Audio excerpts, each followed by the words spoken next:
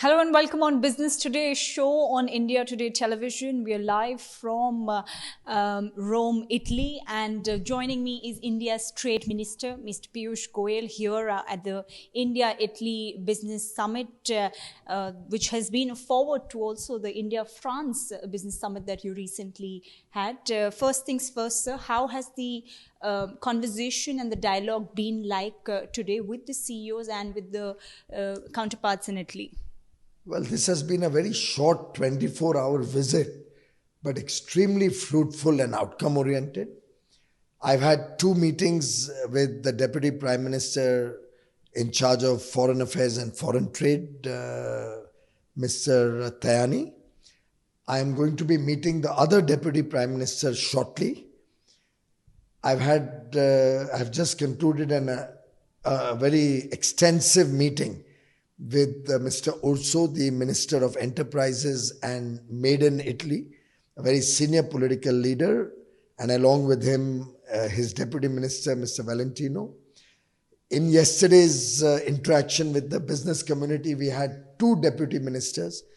So effectively, in 24 hours, I've had the opportunity to meet with 2 deputy prime ministers, a senior minister, and 3 deputy ministers.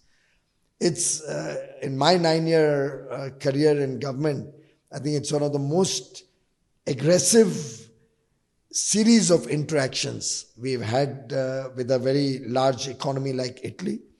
We've had one-on-one interaction with several business leaders, CEOs and owners of large companies. We've had a CEO roundtable this afternoon. We've had lunch with the CEOs this afternoon. We've had a engagement yesterday where I got to meet a larger pool of business persons from Italy, and some have even flown in from neighboring countries like Sweden. So all in all, it reflects the growing interest in India. It shows that Prime Minister Narendra Modi's outreach to the world and the relationships he has created across the world are now bearing fruit.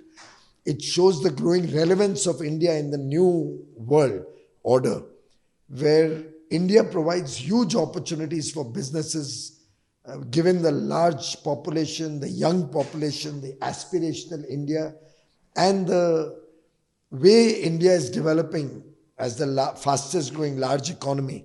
All of this is reflected in my visit both to France and now to Italy.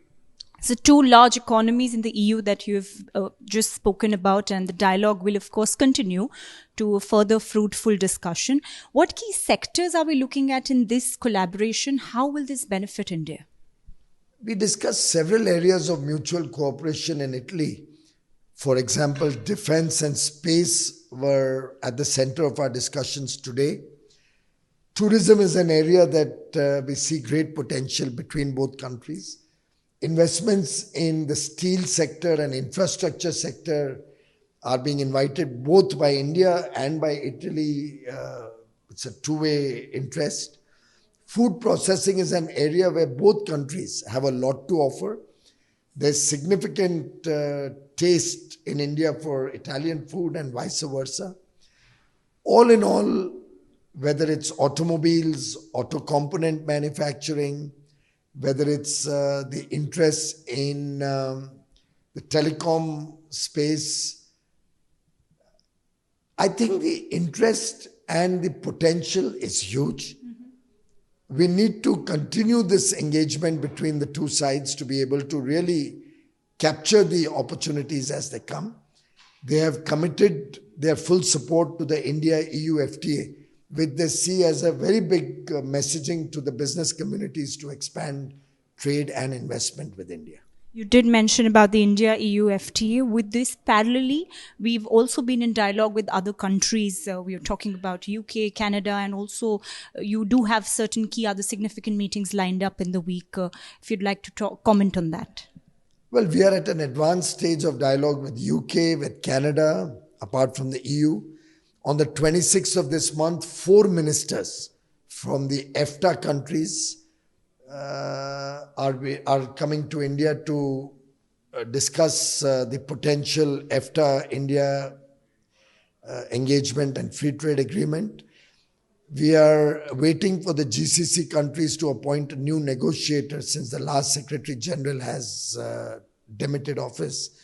And we'll hopefully finalize and start discussing with the GCC countries. There is a huge interest across the world because everybody can see that India's opportunity in our Amrit Kal, the next 25 years, growing from a $3.5 trillion to a $35 trillion economy, is unparalleled in the history of the world.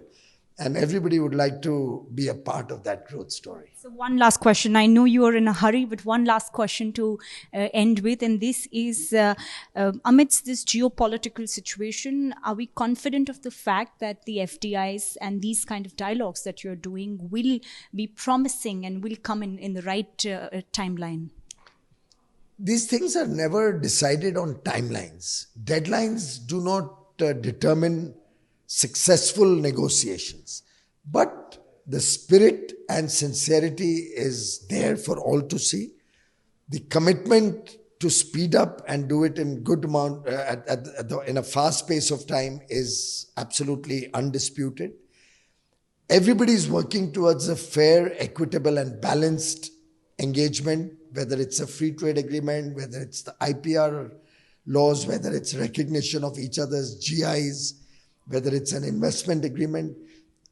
Various areas which are being negotiated will all have to recognize the sensitivities of each other, the group of 27 nations here, India on the other side, or with UK and Canada and other countries, recognizing each other's different levels of development, but with a shared vision to care for our people, the people of all the countries with whom we are working.